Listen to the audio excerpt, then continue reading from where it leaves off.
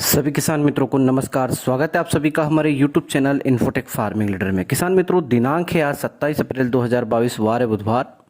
समय हुआ है अभी हाल फिलहाल सुबह की 8:30। बात कर लेते हैं मध्य प्रदेश की सबसे बड़ी मंडी इंदौर की चौइत्रा मंडी की। इंदौर की चौइत्रा मंडी में आलू, प्याज और लहसुन तीनों जिनसों की कितनी आमदनी देखने को मिली है, वहीं आलू, प्याज, लहसुन तीनों जिनसों का कल का क्या रेट निकल कर आया था, कल कितनी उठापटक देखने को मिली है, वहीं एक जिन्स में कल तेज़ी, दो जिन्स में नरमी, तो ऐसा क्यों। तो आइए हम इस वीडियो के माध्यम से आपको इंदौर की चौइत्रा मंडी की आलू, प्याज, लहसुन की संपूर्ण सटीक विश्वसनीय जानकारी उपलब्ध करवाते हैं। किसान मित्रों, अगर आपको हमारे द्वारा दी गई जानकारी अच्छी लगे तो हमारे और भी अन्य किसान भाइयों तक, किसान मित्रों तक, बच्चे से लगा के बुजुर्ग तक, आप सबसे निवेदन है, जो भी इस वीडियो को देख रहा है, इस वीडियो को आपके व्हाट्सएप ग्रुप में, जो कृषि ग्रुप है, उसमें आप शेयर करें। राजनीति ग्रुप में शेयर करेंगे तो और ज़्यादा फायदा मिलेगा आपको। राजनीति ग्रुप में मेरे वीडियो आप शेयर कर दिया करें। उसका मेन कारण है क्योंकि मैं राजनीति, जितने भी राजनेता हैं उनसे डरने वाला नहीं हूँ, ठीक है। उनको बिल्कुल उनके आमने सामने आप बिठाए मेरे को, तो मैं उनसे बात कर सकता हूँ किसान के संबंधित। मैं स्पष्ट शब्दों में पहले आपसे एक बात बता देना चाहता हूँ। चलो ठीक है, हम बाद में बात करेंगे इस विषय में। पहले आपसे जो मेन मेरा इंट्रोडक्शन रहता है वो मैं आपको देता हूँ हर बार, वो आज भी दूंगा। तो किसान मित्रों, आपको इस वीडियो के माध्यम से इंदौर की चौइत्रा मंडी की A to Z जानकारी आपके छोटे भाई अजय के द्वारा दी जा रही है। आपको जानकारी अच्छी लगे तो नेताओं के ग्रुप में, प्लस कृषि संबंधित जो फेसबुक ग्रुप रहता है उसमें, व्हाट्सएप ग्रुप जो है उसमें, और फेसबुक में आप डायरेक्ट इसको लाइव भी आप इसको डायरेक्ट पोस्ट भी कर सकते हो। हमारे इस वीडियो को बहुत ज़्यादा आपको लाइक आने वाले हैं, मैं गारंटी लेता हूँ। थोड़ा सा अच्छे से लिखना, तो आपका जब राइटिंग जो रहता है इंट्रोडक्शन, उसको आप थोड़ा ठीक से लिख देंगे तो बहुत अच्छा चलेगा। तो नेताओं की तो खैर नहीं, मेरे यूट्यूब चैनल के माध्यम से जितने भी नेता हैं, चाहे वो किसी भी पार्टी को हों, कांग्रेस के जो नेता हैं वो भी अभी हाल फिलहाल अगर देखा जाए तो किसानों का साथ तो बिल्कुल भी नहीं दे रहे हैं। उनको सिर्फ अपनी पार्टी की चिंता है। लेकिन मेरा निवेदन है कांग्रेस के नेताओं से कि आप अपोजिट में बैठे हो, आप अपोजिट में बैठे हो, भाजपा के सरकार के अपोजिट में हो आप, तो आप सवाल क्यों नहीं उठा रहे हो। प्याज का जो रेट है वो 9 रुपये बिक रहा है अभी, उसका जो खर्च है वो 18 रुपये है। भाइयों, मेरे जितने भी कांग्रेस के नेता हैं, अगर इस वीडियो को देख रहे हैं तो सुन लीजिए, और नहीं देख रहे हैं तो मेरे किसान भाइयों से रिक्वेस्ट करूंगा, राजनीतिक ग्रुप में इस वीडियो को शेयर करें। आप जितने भी कांग्रेसी हैं सब कान खोल के सुन लो।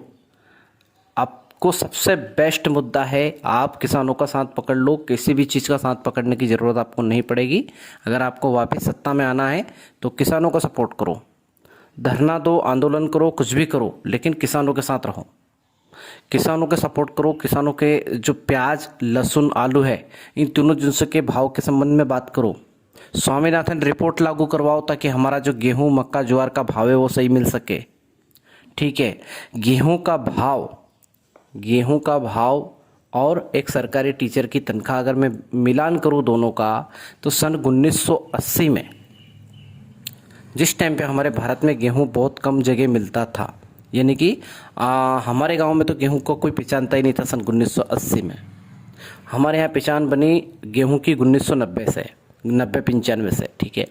तो मेरा कहने का सीधा सिर्फ मतलब ये है कि जब 1980 से पहले आ गया था गेहूं हमारे भारत में, लेकिन 1980 में एक सरकारी टीचर की जो तनख्वाह थी, और वो एक एवरेज मान के चले तो करीब करीब होगी 300 रुपये प्रति मंथ के हिसाब से।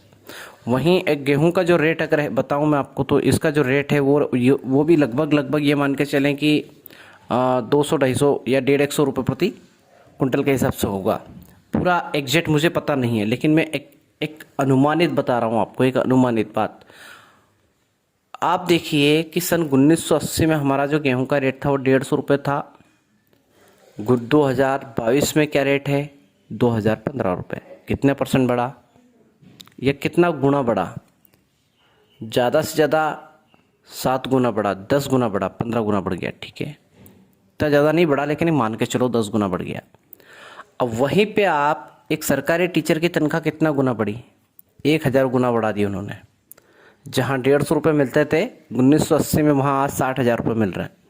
उस हिसाब से जिस हिसाब से भारत की ग्रोथ हो रही है, जिस हिसाब से भारत के सरकारी कर्मचारी को तनख्वाह दी जा रही है, जिस हिसाब से नेताओं जो विधायक जो रहते हैं, सांसद जो रहते हैं, इनकी तनख्वाह निकाली जा रही है, सरकार पेट्रोल महंगा कर रही है। पेट्रोल पहुंच गया 120 का और प्याज पहुंच गया 9 रुपये पे। जहां प्याज 80 रुपये 60 रुपये बिकता था, वहां प्याज आ गया 9 रुपये पे और पेट्रोल को इन्होंने पहुंचा दिया 120 रुपये पे। हो सकता है कि ये इनको ऐसा लग रहा है कि ये प्याज का ही भाव एक मिल रहा है। प्याज का जो रेट है किसानों को दिलवा रहे हैं, 120 रुपये के रेट का प्याज बिकवा रहे हैं। श्रीलंका जैसे हालात हो जाएंगे आपके, मेरी गारंटी है आपके हालात श्रीलंका जैसे हो जाएंगे। अगर भारत का किसान अगर गरीब ज़्यादा और भी गरीबी में अगर आ गया तो आपकी हालत श्रीलंका जैसी हो जाएगी। सुन लीजिए कान खोल के मोदी जी, आपकी हालत श्रीलंका जैसी हो जाएगी। 101% मैं बता रहा हूँ आपको। आप देखिए, मेरा सीधा सा फंडा इतना सा है कि हमारा जो प्याज है उसे मिनिमम प्राइस करीब 32 से 33 रुपये होना चाहिए। मैं उसका आपको कारण बता देता हूँ। 1 बीघे में अभी इस साल की अगर मैं बात करूँ तो 40 से 50 कट्टे भरा रहे हैं बहुत सारे मेरे यूट्यूबर। कल एक यूट्यूबर भाई ने बताया था, इंदौर के हैं वो, उन्होंने बताया था कि पिछले साल प्रति बीघे के हिसाब से 300 कट्टे हुए थे और इस साल 150 होंगे। मेरे भाई अगर 150 कट्टे हो जाएंगे ना, तो आप अगर 10 रुपये में प्याज खरीदोगे ना तो पूरा का पूरा एक साथ निकाल देंगे हम। गारंटी है हमारी आपसे, अच्छा पैसा मिल जाएगा ना हमें। 150 कट्टे नहीं, मात्र 50 से 60 कट्टे। पहले 60 कुंटल होता था, 80 कुंटल होता था, 100 कुंटल होता था, 120 कुंटल होता था। लेकिन धीरे धीरे 10 साल पहले 120 से 140, 150 160 होता था। लेकिन अभी धीरे धीरे शाजापुर जिले की जो ज़मीन है हल्की ज़मीन है। हालांकि पूरे मध्य प्रदेश की ज़मीन की मैं बात नहीं करूंगा इस विषय में कि पूरा मध्य प्रदेश की ज़मीन हल्की है। हमारा जो नीमच मंदसौर धार देवास ज़िले की ज़मीन अच्छी है, उज्जैन ज़िले की भी ठीक ठाक है। नीमच मंदसौर ज़िले की ज़मीन और भी अच्छी है। वहाँ पे डोडा वगैरह, अफीम वगैरह की खेती होती है। लहसुन गार्लिक की बहुत अच्छी खेती करते हैं वो। ओटी और रियावन सिल्वर की जीटू की खेती अच्छी करते हैं, बेनिफिट मिल जाता है। लेकिन हमारे शाजापुर ज़िले में संतरा और प्याज ही होता है ज़्यादा मात्रा में, और गेहूं का उत्पादन भी सबसे ज़्यादा हमारे ज़िले में होता है। लेकिन ज़मीन हल्की होने के कारण जो उत्पादन होता है वो आप देखेंगे 1 बीघे का 10 कुंटल अगर आपका गेहूँ हो गया तो बहुत हो गया। 10 से अंदर का उत्पादन होता है। बाकी आप उज्जैन ज़िले में चले जाइएगा, 17-18 बैठ जाता है, पहली चीज़। दूसरी चीज़, वही मामला प्याज में आ जाता है। प्याज का भी यही सीधा सा फंडा है कि इस साल प्याज का जो उत्पादन है वो घट के 60% घटा हुआ है। मैं ये नहीं बोल रहा हूँ कि 10-15% घटा हुआ, 60% उत्पादन घटा है। यानी कि जहाँ अगर हमें 70 कुंटल होता था तो 35 कुंटल मान लीजिए। 35 कुंटल में कितने कट्टे भराएंगे इंदौर वाले वहाँ से, आप मुझे बताइए। 70 कट्टे, आप बता रहे हो 150 कट्टे, यानी कि आपने सीधा सा डबल बता दिया। इतना ज़्यादा जो है प्याज का इस बार प्रोडक्शन नहीं निकलने वाला है, मेरी गारंटी। इस बार प्रोडक्शन निकलेगा पिछले साल की तुलना में 50%। कितना निकलेगा? 50%। तो मेरा सरकार से निवेदन है, आग्रह है मेरा, दोनों मतलब मैं क्या बोलूँ, मैं अष्टांग प्रणाम करता हूँ हमारी भारत सरकार को। उनसे निवेदन करता हूँ कि हमारे जो किसान हैं उनकी सुने। मैं भी किसान हूँ, मेरे पास भी प्याज है, मेरी भी हालत ख़राब हो रही है, इसलिए अंदर का जो दुख दर्द है वो बाहर निकल रहा है। मैं यूट्यूबर तो हूँ, लेकिन पहले नंबर पर मैं किसान हूँ और दूसरे नंबर पर मैं यूट्यूबर हूँ। और मैं अगर यूट्यूबर हूँ और मैंने यूट्यूब का चैनल चालू किया है। मैं बहुत सारे चैनल चालू कर सकता था जिसमें मैं काफ़ी पैसा कमा सकता था। अगर मैं टेक चैनल चालू कर दूं तो उसमें 1000 व्यू पे $1 मिलता है। मुझे 5000 लोग देखेंगे तब जाके 76 रुपये मिलते हैं। 5000 लोग देखेंगे तब जाके, और मुझे ज़्यादा देखते कितने हैं? 1600, 1700, 500, 600। तो वो तो मेरे किसान भाइयों की भी गलती है। देखिए, जो व्यक्ति सच बोलता है और सच का साथ देता है उसको आप देखना पसंद नहीं करते, और जो झूठ बोलता है, जो मंडी में जाता ही नहीं है, उसकी बात आप मानते हो। सीधा सट फंडा है, उसको आप देखते हो और वो बड़ा चढ़ा के बात करता है। वो अलग बात, अरे भाई मुद्दे की बात कर। एक यूट्यूबर है, पता नहीं कहाँ का है, लेकिन वो बड़ा चढ़ा के थंबनेल में इतना सारे कुछ लिख देगा और फ़ायदा कुछ भी नहीं उसका। 2 कौड़ी का फ़ायदा नहीं होता है। जो फ़ायदा होने वाली बात है वो तो बोलता नहीं। कभी सरकार के खिलाफ 2 शब्द बोला तूने? बड़ा आया तू यूट्यूबर, 2 शब्द तो बोल सरकार के खिलाफ।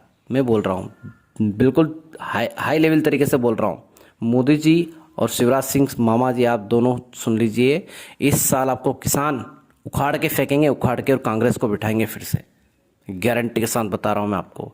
अगर आपने प्याज का भाव 40 रुपये से ऊपर नहीं गया, प्याज का भाव 30 से तो ऊपर होना ही चाहिए, और 17 से 18 रुपये का खर्च बैठ रहा है 1 kg पे।